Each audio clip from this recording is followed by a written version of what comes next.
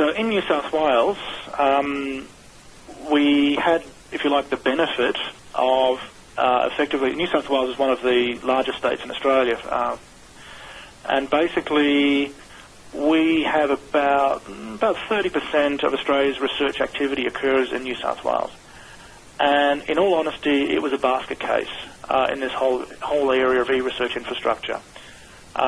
It had a state-based organisation that had decided not to participate as deeply in these various national programs. They saw themselves as a HPC centre and as a hosting centre. They made the vast bulk of their income from non-research or university research activities, and so the whole state as a whole fell behind.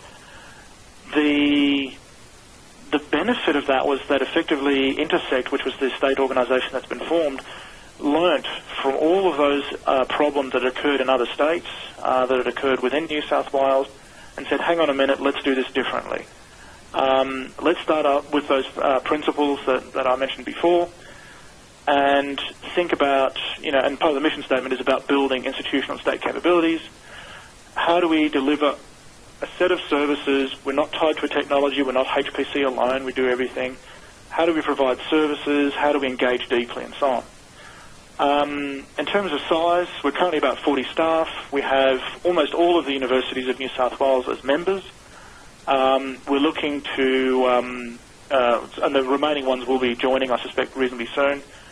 We also work with any other research organisation in the state, and in fact we also work with some outside of the state, if people can avoid the turf wars.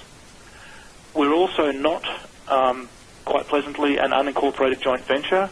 We are in fact a standalone company. The universities own us, they set us up, but they put us at arm's length. And that gets you out of a whole bunch of political problems that you don't have a lead agent in one university and all sorts of problem conversations. One of the things that we've done that hasn't occurred elsewhere to date is we have a much deeper engagement model. We actually have people that we hire that we place out at the universities full-time.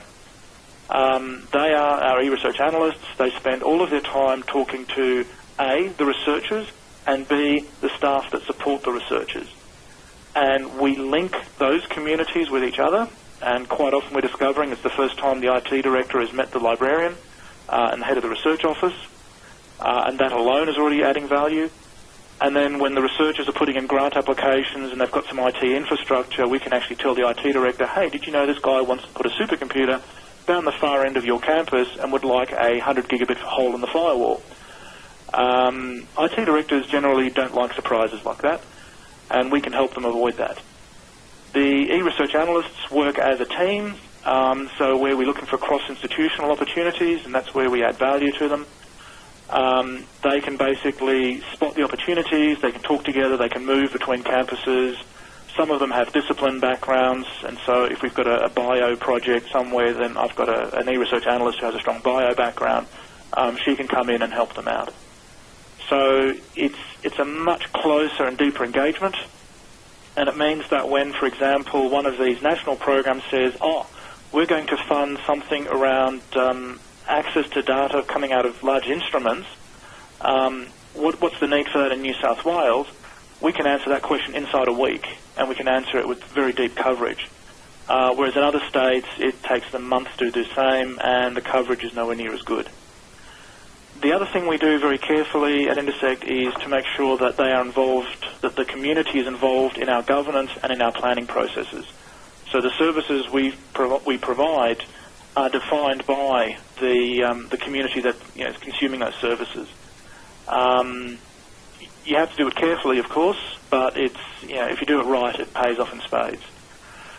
Next slide, please. Intersect basically provides a broad range of services, and I've got a slide coming up a bit later that's way too dense to read, but we provide services through those institutional frameworks to both the researchers and the staff that support the researchers. We do engineering. We have a healthy engineering division that does project development, that is basically building software and hardware infrastructure for researchers. It is populated by and managed by people with a very strong professional services ethos and professional software engineering backgrounds, which means that we can bring a quality to the infrastructure development that you don't get typically by co-opting a couple of your PhD students to do your development work for you. And as I mentioned before, we help support the whole process about how to write a grant, how to tell your IT director you're going to need support, how to tell the university some money has to flow, and actually scoping the IT requirements of a research project in much more detail, rather than the usual wet finger of, I'd like $100,000 for a server and $100,000 for a person, please. We can be actually far more precise with that. Next slide, please. The model that we've used, I've certainly used it inside universities, and I use it now at Intersect as well, is the idea that we actually have a hierarchy of services, and users engage at all of those different levels in different ways. The majority of them do sit at the top and look for those high-level services, the at-elbow assistance, the skills and training and professional development, and the out-and-out marketing and awareness and outreach that you have to do about the benefits of eResearch. A lot of researchers sort of go, eResearch, what's that? And you show them a really cool tool that helps them do their stuff, and they go, oh, yes, I want that, thank you. At the bottom, of course, you have your typical infrastructure services, their development and operation. And there's that layer in between that quite often gets forgotten, which is a more strategic layer, which is, in a corporate sense, I would have called business development. But, from a university background, it's project analysis, it's requirements gathering, and so on. Next slide, please. This is way too dense to read, and I would encourage you not to read it now. But basically, this just gives you some examples of the kinds of things we do there. And we actually have a very large spreadsheet of our services portfolio that I'm quite happy to summarize and send over to you. Next slide, and last slide, please. So we've been lucky in various ways that we've got a lot of money out of the government to invest in this space. If we think about it in a per capita sense, it's probably world-leading in some of those areas. Certainly the ANZ, the data service, is funded far more than just about any other data organisation in the world. As a model, the whole NCRIS model, the strategic approach is quite rare. There are a couple of areas where it's occurred before, it's been tested, but it is very new. And the idea that you can actually potentially enforce collaboration where it benefits you is actually quite strategically useful, but it is very, very hard work and politically very hard work. And there are some serious boundary issues in governance, responsibilities, and people who care, people who value services and so on. And quite often you do find universities simply say, look, why don't you just give the $500 million directly to the universities, and they would have sorted it out. And it's like, yeah, right. And very importantly, when we get it right, it's usually because we've done the engagement right. We have seen problems, and quite often you find it's because the engagement didn't occur right. Sometimes it's engagement with the researchers, sometimes it's engagement with the university management or the research organisation management, but no matter which level it's at, it's all about that engagement.